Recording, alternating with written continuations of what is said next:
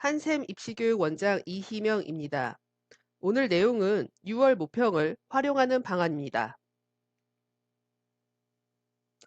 6월 모평 점수를 활용하여 수시 지원에 마지노선 대학 결정과 현실적인 수능 학습 전략을 세울 수 있어야 합니다. 수시에 왜 모의고사 점수가 활용되는지 의아해하시는 분들 계실 텐데요. 설명을 들으시면 이해가 되실 것입니다. 먼저 수시 지원의 마지노선 대학 결정에 대해서 설명하겠습니다. 보통 수시를 지원할 때 학생이나 학부모님들이 희망하는 대학만 생각을 하는데 학생이 가고 싶은 것보다 대학에서 그 학생을 뽑고 싶어 해야 합격을 할 수 있습니다. 그러기 위해서는 다른 지원자들에 비해 더 우위에 있어야 하고 학생의 활동들이 학생부 평가 항목에 맞게 기재가 되어야 합니다. 단순히 전공 관련 동아리를 했다거나 전공 관련 책이 몇 권 정도 있다고 해도 평가 항목에 맞게 기재되어 있지 않는다면 수시에서 불합격하게 됩니다. 그러므로 수시에서 모두 떨어졌을 때에 대한 대비도 필요합니다. 만약 수시에서 모두 불합격한다면 정시로 대학을 진학을 해야 하는데 어떤 대학인지 파악해야 합니다. 6월 모평 점수로 정시 가능 대학을 알아본 후에 수시에 마지노선 대학을 선정해야 합니다. 마지노선 대학이란 기분은 썩 좋지 않지만 재수하지 않고 다닐 수 있는 대학입니다. 그래서 이 대학과 재수 중에 조금이나마 덜 싫은 선택을 해야 합니다. 즉, 재수를 절대 하지 않겠다고 하면 마지노선의 대학을 지원을 해야 하고요. 대학을 낮춰 쓰기 싫다라고 하면 재수를 각오해야 합니다. 이것이 입시의 현실입니다. 사례를 들어보겠습니다. 두 가지 상황에 대해서 말씀드리겠습니다. 첫 번째는 내신이 모의고사보다 나은 경우입니다. 미디어를 지망하는 내신이 2.5등급인 학생이 6월 원점수의 합이 200점이 나왔다고 가정합니다. 학종은 변수가 많은 전형입니다. 내신 3등급이 합격하기도 하지만 2등급인 학생이 떨어질 수도 있다는 얘기입니다. 또한 미디어를 지망하는 학생들의 동아리나 전공 관련 독서는 비슷해서 내신이나 활동만으로는 합격을 장담할 수 없습니다. 이 학생이 수시에서 모두 떨어질 경우에는 정시로 수도권 대학 진학은 힘듭니다. 이럴 경우에 이 학생이 꼭 지원해야 하는 전형은 교과 면접 전형이나 교과 수능 최저가 있는 전형입니다.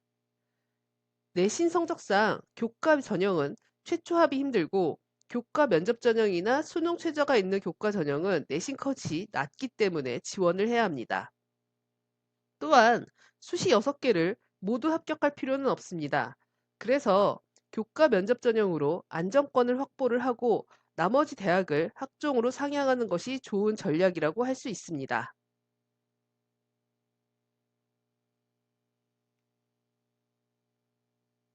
두 번째는 내신보다 모의고사 점수가 좋은 경우입니다. 사탐을 응시한 학생이고 6월 점수로 경희대에 진학을 가능한 점수를 받은 내신 2등급대의 학생이 있다고 가정합니다. 정시로 경희대를 진학할 수 있는데 수능 이전에 면접 혹은 교과 전형을 굳이 써놓을 필요는 없습니다. 즉, 수시에 납치당하지 않도록 유의해야 합니다. 이 학생은 내신에 비해서 모의고사 성적이 잘 나오기 때문에 최저가 높은 논술 전형을 차등적으로 지원하는 것이 좋습니다. 최저가 높으면 실질 경쟁률이 낮아서 합격 가능성이 높기 때문입니다. 그러나 수능 점수가 6월보다 낮아질 가능성도 있기 때문에 수능 이후에 면접을 보는 대학을 지원하는 것이 좋습니다. 만약에 수능을 잘 봤으면 면접을 안 가면 되고요. 혹시 수능을 못 봤다면 면접에 응시하는 전략입니다.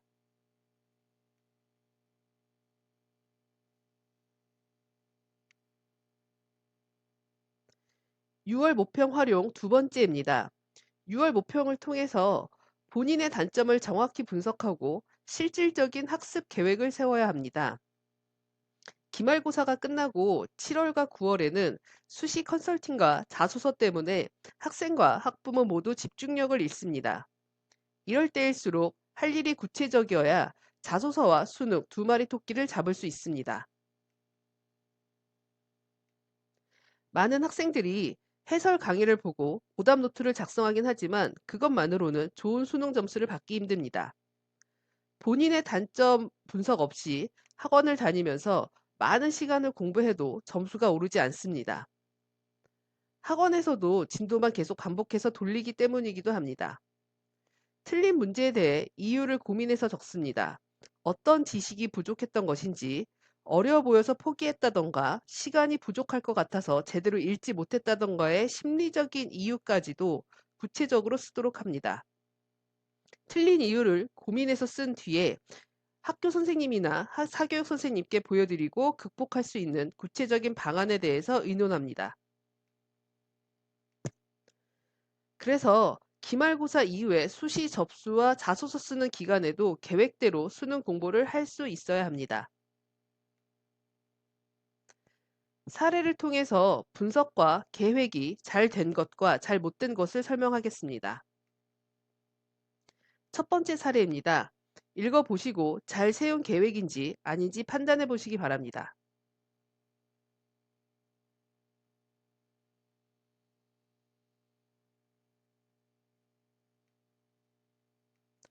이 학생의 경우 문법과 화작에서 어떤 방법으로 시간을 단축할지가 구체적이지 않습니다. 어떤 교재로 어떤 연습을 할 것인지에 대한 계획이 있어야 합니다. 막연하게 수능 특강을 풀면서 정리하겠다는 것도 계획이 될 수 없습니다. 본인이 문제를 풀면서 알게 된 것들에 대해서 3일 혹은 일주일 등의 주기를 거쳐서 반복해서 복습할 것인지에 대한 계획도 함께 쓰여야 합니다.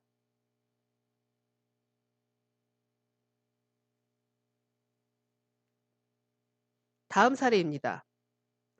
문제를 좀 더 꼼꼼히 보겠다는 것도 계획이 될 수 없습니다.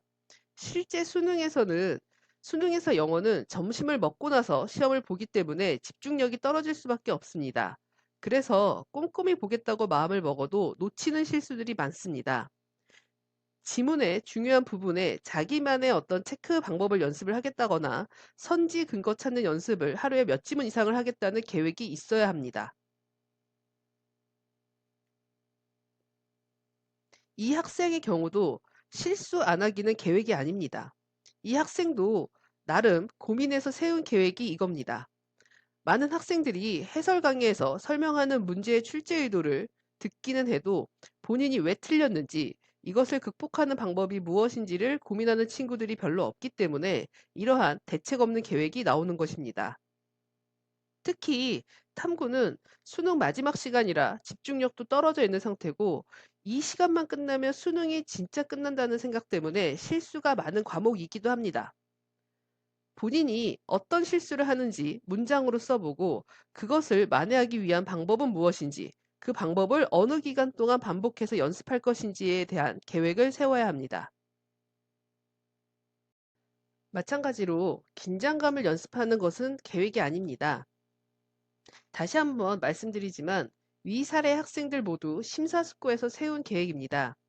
단지 이렇게 분석하고 계획을 세워본 적이 없어서 저러한 계획들을 세운 것입니다. 특히 국어의 경우 수능 첫 시간이기 때문에 긴장을 많이 한 상태에서 시험을 보기도 하고요. 평가원에서는 수학보다는 국어를 어렵게 내려는 경향이 있습니다. 수학을 어렵게 냈다가는 사교육 열풍을 불러일으켰다는 언론의 질타를 받게 되기 때문입니다.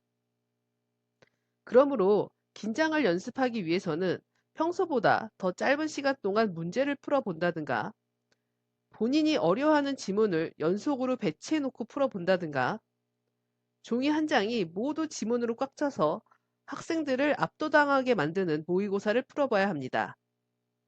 즉, 학생들이 싫어할 만한 문제 유형들로 채워진 모의고사를 일주일에 분량을 정해놓고 수능이라는 생각으로 문제를 푸는 것이 긴장감을 연습하는 계획이 될 수 있습니다.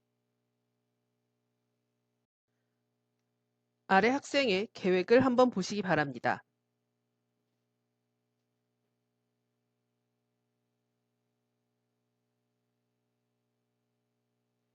이 학생의 계획은 어떤가요?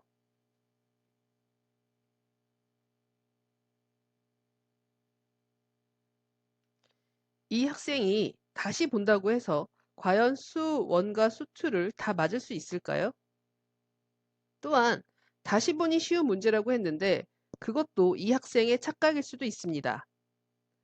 본인이 쉽다고 생각을 해도 결국은 출제자의 함정에 본인이 빠진 것이기 때문에 이 학생이 어떤 부분을 놓쳤는지 제대로 고민하지 않는 한 또 쉬운 문제를 틀렸다고 생각할 것입니다.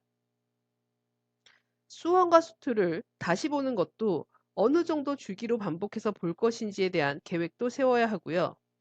틀린 문제에 대해서 본인이 말로 설명할 수 있는지, 그와 비슷한 문제를 최소한 3문제 정도 기억해서 쓸 수 있는지 등 다시 보는 방법에 대한 계획도 세워야 합니다.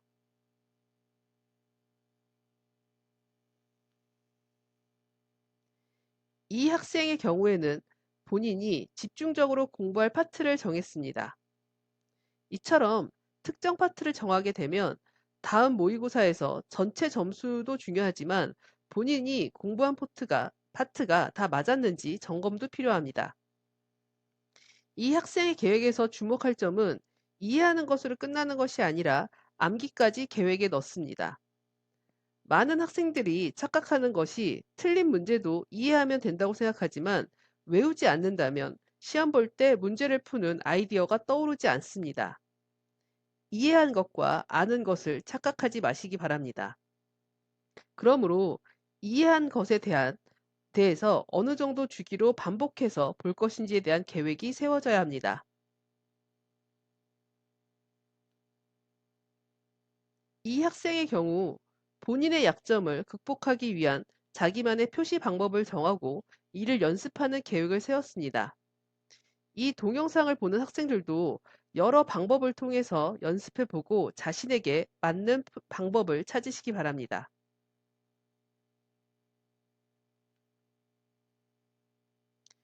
위 학생과 마찬가지로 자신의 실수를 줄이기 위한 방법과 글을 빠르고 정확하게 읽는 방법이 기재가 되어 있고 매일 해야 할 분량도 적혀 있습니다. 이렇게 계획이 구체적이어야 집중하기 힘든 수시 기간에도 계획대로 공부할 수 있습니다.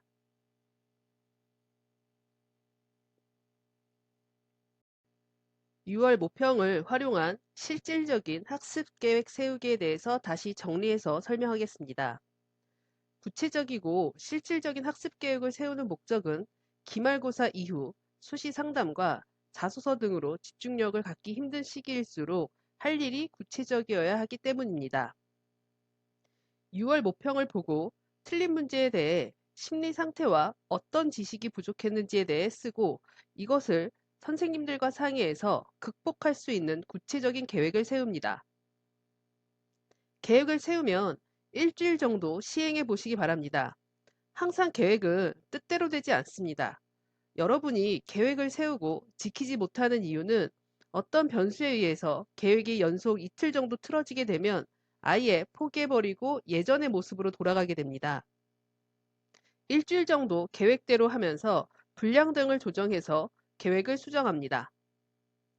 수정이 끝나면 잠시 모의고사는 두고 기말고사 준비를 합니다. 학생부 평가 항목의 우선순위가 학업 역량 부분에 내신인 만큼 원점수를 잘 받을 수 있도록 공부합니다. 이후 기말고사가 끝나면 적어 놓은 계획대로 수능 공부를 하면 됩니다.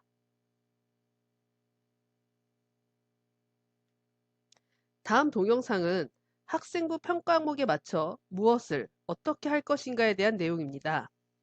대부분 평가 항목이 추상적으로 되어 있기 때문에 학생들이 읽어도 어떻게 해야 할지 잘 모릅니다.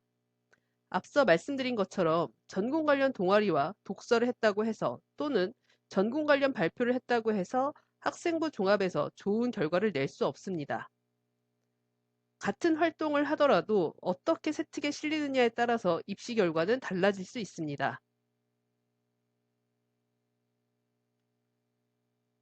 이 동영상을 보시는 수험생 여러분 모두 좋은 결과 있기를 바라겠습니다. 이상 프리미엄 컨설팅 한샘 입시교육 원장 이희명이었습니다.